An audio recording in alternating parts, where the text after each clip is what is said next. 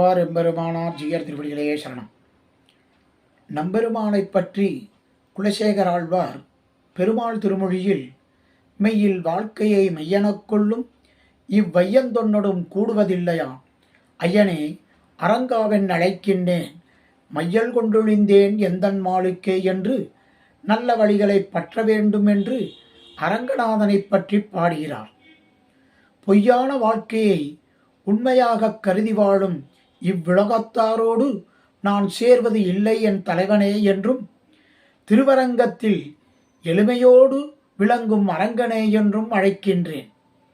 என் மீது பேரருள் கொண்ட அழகிய மணவாளன் மீது பெருங்காதலால் நானும் பித்தேறியவன் ஆனேன் என்கிறார்.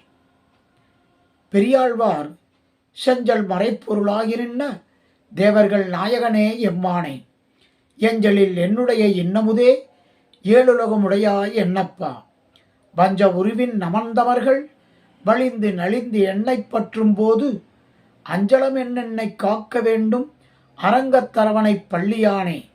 என்ன ஆச்சரியமாக இருக்கு இந்த பாசுரம்.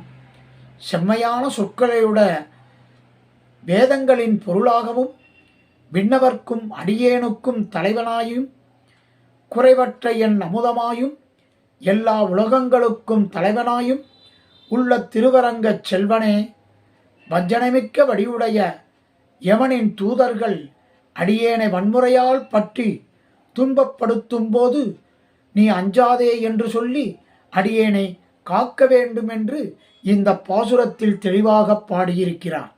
ஆழ்வார் எம்பெருமானார் ஜீயர் திருவடிகளே சரணம்.